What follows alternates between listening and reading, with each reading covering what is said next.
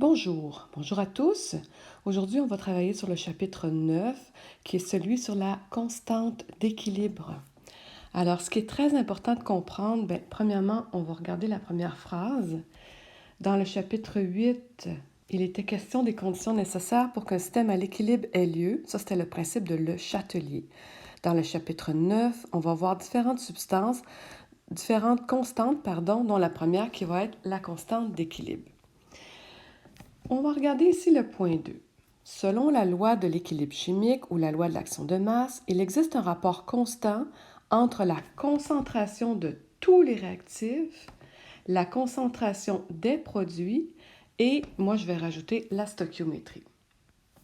Alors, ce qu'on doit comprendre, supposons que j'ai l'équation hypothétique suivante. Quand je vais faire ma constante d'équilibre qu'on appelle KC, je dois faire les produits sur les réactifs.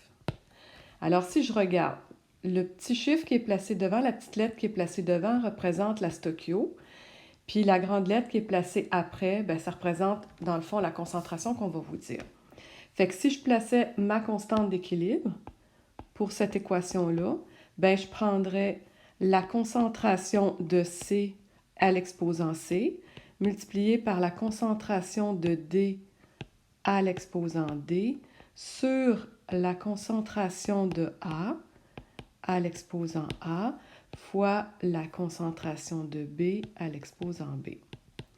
Très important de se rappeler que on doit prendre les substances gazeuses et aqueuses seulement, ce qui veut dire que les solides et les liquides, on ne les prend pas.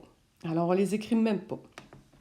Ainsi, si je voulais faire la constante d'équilibre de la réaction inverse, la réaction inverse pour ma constante d'équilibre, ça va être donc réactif sur produit. Donc, j'aurais fait AABB sur CCDD ou je peux faire 1 sur la constante d'équilibre qui était directe. Ça va bien pour ça. Deuxième page. On a un exercice ici, on va le grossir. On est supposé pouvoir le grossir. Bon, il ne veut pas grossir. OK. Selon l'équation suivante, juste un instant, ça me tape ses nerfs. OK. Ici. Selon l'équation suivante, donc l'équation ce serait I2 plus B2 qui donne 2IBR. On donne des informations.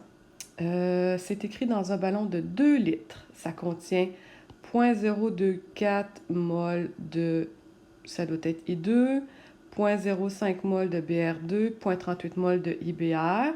Puis nous autres, ce qu'on veut chercher, c'est la constante d'équilibre, puis après ça, la constante d'équilibre inverse. Bon, première chose importante à retenir, je vais juste effacer tout ça, c'est que pour trouver la constante d'équilibre, on doit se rappeler que tout doit se passer dans 2 litres. Donc, nous, on doit mettre ça dans 1 litre. La constante d'équilibre est toujours dans 1 litre. Donc, je vais faire des divisions. Ici, ça va être 0,012 mol par litre. J'ai divisé par 2. 0,025 mol par litre. Et 0,19. C'est un zéro, ça? Hey, sérieux? On va faire écrire avec ça. 0,19 mol par litre.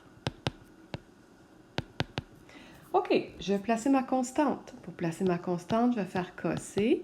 Ça égale, selon mon équation chimique qui est inscrite, je vais faire IBR exposant 2, parce qu'il y a un 2 devant dans l'équation, sur I2 fois BR2.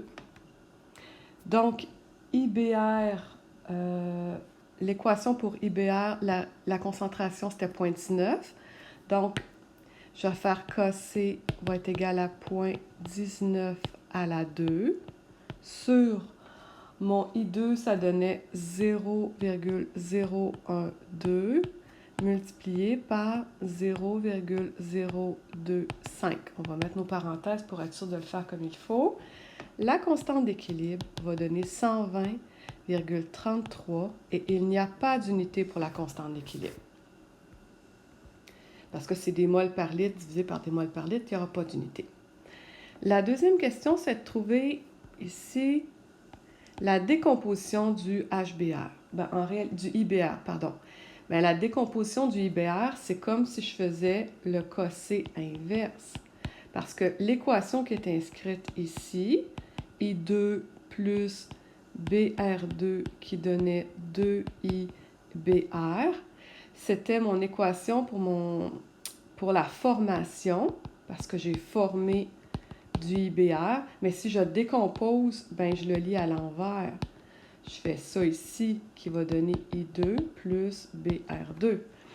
Donc moi, si je veux faire la constante d'équilibre inverse, c'est très simple. Je vais faire cossé inverse, je vais faire 1 sur cossé. Donc je vais faire 1 sur 120,33, ce qui donne 0,008. À quoi ça me sert de comprendre les constantes d'équilibre? Je vais juste effacer tout ça. En fait, c'est un peu le but, hein? Puis le pire, c'est que j'en ai même pas parlé encore. Mais je vous l'explique. OK, je vais tourner de l'autre côté. Le but premier, c'est, pour savoir si un système est à l'équilibre, il faut que notre constante d'équilibre soit égale à 1 comme chiffre. On a à peu près 0% de chance que ça arrive parce qu'il y a tellement de paramètres. Juste utiliser une décimale après le chiffre, 2 décimales, 3 décimales. OK, ça va changer énormément le résultat. Donc, le but premier, c'est que cossé soit égal à 1. Dans ce temps-là, on va dire que le système est à l'équilibre. Ça va? Par contre, si mon cossé est plus petit que 1 et si mon cossé est plus grand que 1, admettons que mon cossé se retrouve à être plus petit que 1. S'il est plus petit que 1, ça veut dire que quand je fais cossé égale produit sur réactif, si c'est plus petit que 1, ça veut dire que le chiffre d'en bas va être plus grand. Vous êtes d'accord avec moi? Si le chiffre d'en bas se retrouve à être plus grand, logiquement, les réactifs vont être favorisés. L'inverse maintenant. Si mon cossé est plus grand que 1. Excusez-moi, je n'ai pas le goût de recommencer, fait que je m'excuse. OK, si mon cossé est plus grand que 1, ça veut dire que quand je fais produit sur réactif, mon chiffre d'en haut va être plus grand. Donc, les produits vont être favorisés. Ça va? Dernier point. Le seul lien qu'on peut faire entre cossé et, en ce moment, le Châtelier, c'est si j'intègre la température. C'est le seul lien que je peux faire. Mettons que j'écris n'importe quoi. A plus delta H va donner B plus C. Cette réaction-là est endothermique. Si on augmente la température, qu'est-ce qui arrive? Si on augmente la température, ce côté-là est favorisé. Ça, c'est le principe de Le Châtelier. Donc, celui-ci augmente, celui-ci diminue. Qu'est-ce qui arrive avec la constante d'équilibre? Si je fais augmenter les produits, en faisant produit sur réactif, je fais augmenter les produits, nécessairement, c'est la réaction directe qui est favorisée, donc le cossé va être plus grand que 1. Si j'y vais avec maintenant une équation qui va être exothermique, A plus B, qui donne C plus delta H. Bon, dans ce cas-ci, ce que je peux faire, c'est que si j'augmente la température, le côté le plus chaud se retrouve à être ici. Donc, les réactifs vont augmenter. Alors, quand je fais ma constante d'équilibre en faisant produit sur réactif, le chiffre d'en bas étant plus grand, la constante d'équilibre ne sera pas égale à 1, mais elle va être plus petite que 1.